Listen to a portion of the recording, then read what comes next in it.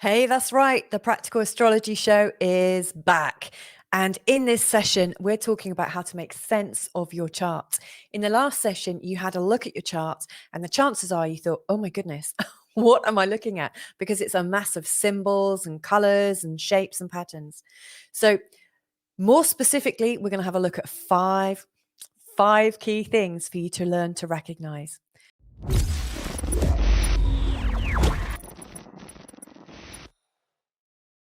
Hey everyone, what's up? It's Louisa from Feel Good Astrology, helping you learn basic astrology skills, but really practical ones that will allow you to rock at life, allow you to use astrology to, make life work for you in ways that you've not known before. So this is pretty awesome.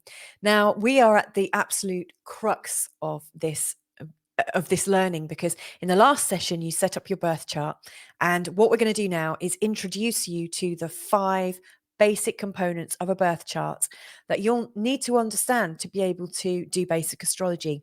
From this session, all the other sessions are going to come, and so it's really important that you understand where the planets are, where the signs are, and how to find their symbols. And it's not as complicated as it looks. It's just, when you look at something for the first time and it looks complicated and it might just put you off from even learning about it, what this session is about is to relieve you of that problem so that we can do this step by step, break it down really easily and slowly and kindly, and we'll get there.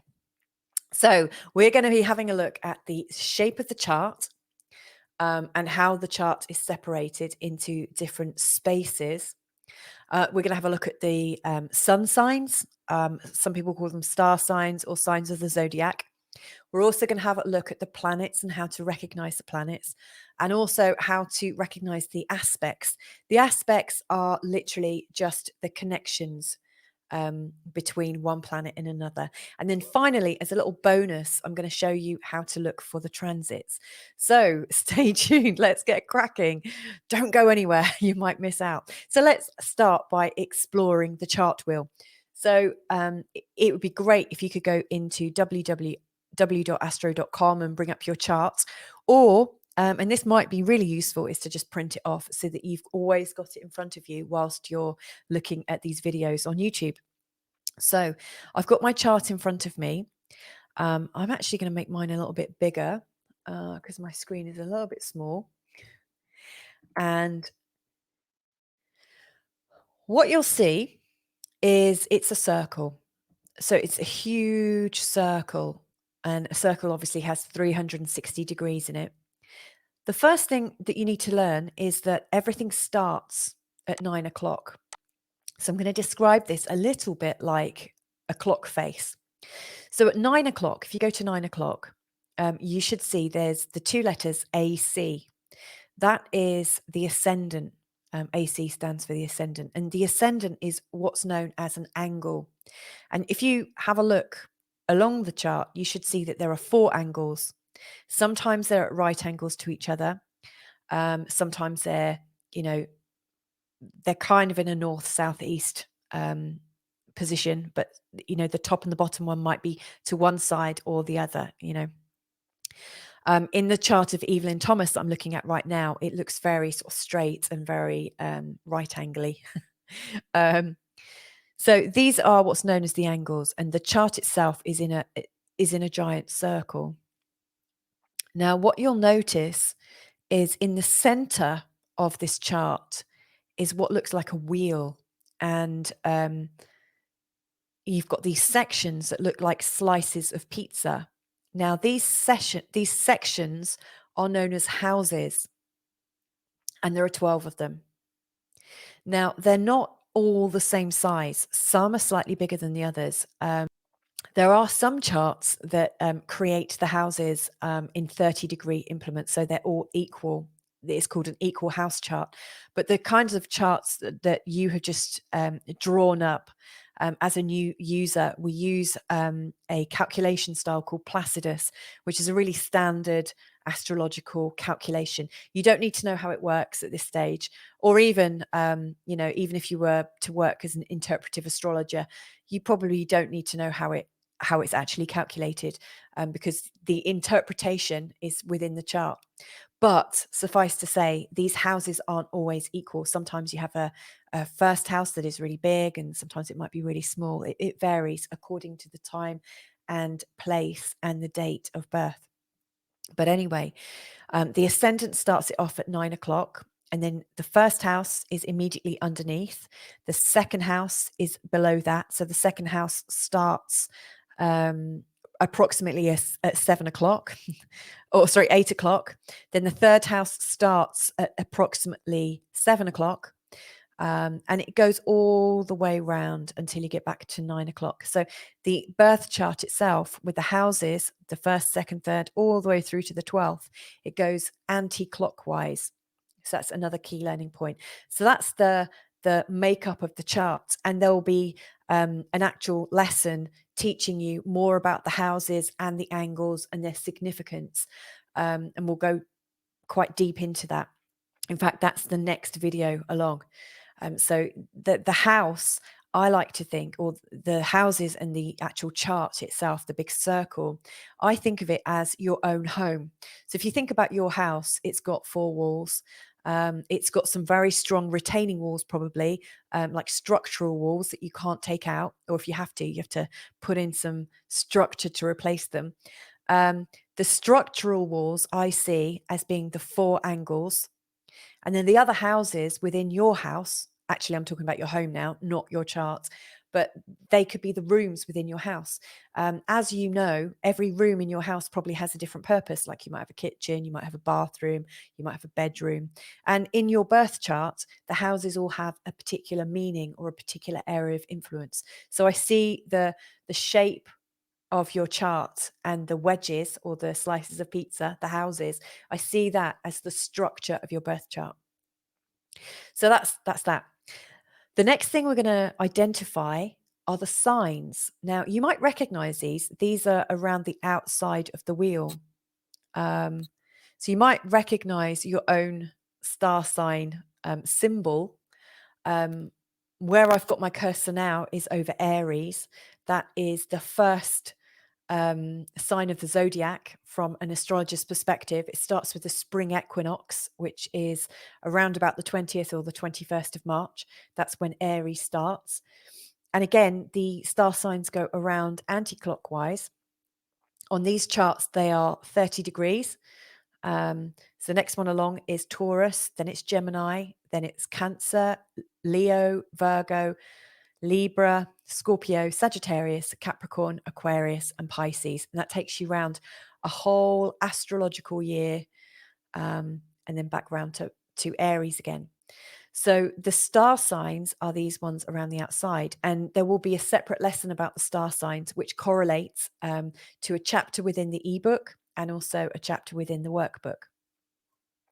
Now, it's interesting to know the star signs because for each house, the start of each house starts in a particular star sign. So the first house, it starts at the ascendant and it's in the sign of Virgo. So the first house is in Virgo, or it starts in Virgo.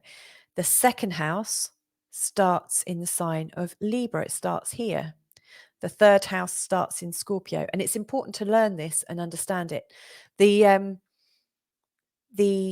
line immediately to the left of the house is known as the cusp. So each of these spokes of the wheel is a cusp to a house. And I guess with the term cusp, just think of it as a doorway. A bit like in your own home, you have doorways to get into every room. So you open your bedroom door to be able to go and do bedroom type things. You open your bathroom door to be able to use the shower. You open your kitchen door to be able to go in the kitchen and cook something. And it's like that. You enter the house through the star sign on it.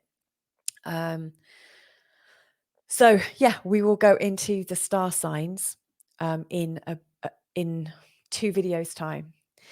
Then we've also got the planets, which are just here on the inner ring. And so you might recognize some of the planets. Now, we do also call the sun and the moon planets. Now, obviously, they're not planets. The sun is the sun, and the moon is actually a satellite. But from an astrologer's perspective, we analyze the positions of all of them from our position at Earth at birth. So they each have their own symbol, and you'll see that they are positioned within star signs or sun signs, zodiac signs, and within a house. So, for instance, in the chart of Evelyn Thomas, the moon here is at 1 degree in the sign of Aquarius and is just in the 5th house. So it's almost like we have coordinates. Now, it's not quite like a longitudinal and latitudinal coordinate, but we look at the position of the planets in their star sign and in their house within your chart. And that gives us a lot of information, and that helps us to interpret what that particular moon or planet means. So, for instance, the sun here, this is the symbol for the sun, a circle with a circle inside,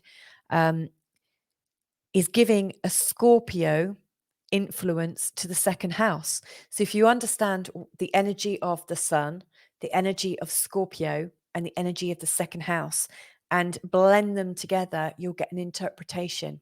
And so that's another way that we're building up. So there will be a separate lesson on the planets, which correlates to the ebook and also the workbook. Now, let's have a look at this little table here. On all the birth charts that are drawn up with astro.com, you'll also get these lovely little charts, these little legends, and they're very, very helpful. So, for instance, here you can see the names and then the symbols of the planet right next to them. So, you know, if you wanted to look at Mercury, you can see the symbol for it. It looks like a person with horns. If you wanted to look at Pluto, Pluto looks like a pea with a tail, you know, a pea that sat on his tail. So they all have a little symbol to so you can recognize them. And then you can also see the position that they're in. So the sun is at 18 degrees 7 in the sign of Scorpio. The moon is at 1 degree 4 in the sign of Aquarius, and so on and so forth. Now, the last thing that I'm showing you within the chart is the actual aspects, and these are the connections between one planet and another. So based on your exact time, place, and date of birth, your moon might be in a connection to another planet. Now, these connections are based on angles, and this has been observed and experienced over time for millennia. So, for instance, you may already be aware of the impact of how a full moon feels. So, at the time of the full moon, the sun appears to be in opposition to the moon. It looks like there's the sun, then there's Earth, and then there's moon, and they're all forming a straight line. And there's almost like a gravitational pull. There's a pull on the Earth, and it affects the tides. We have higher tides at the time of the full moon, and emotionally, we seem to have higher tides. We seem to have higher emotions, but it's like there is a pull between the two planets, and we're caught in the middle. Now, what we've observed is that kind of lineup is known as an opposition, where there's two planets and they are showing up 180 degrees from each other. That's what a full moon is.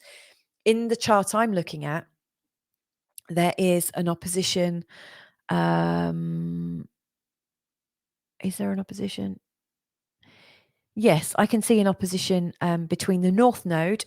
I don't actually talk about the North Node in this course, but if you subscribe to my channel, I'm sure to talk about the North Node at some point. I've written some blog pieces. If you go to www.feelgoodastrology.com/blog, you'll see that I've written some pieces about the North Node.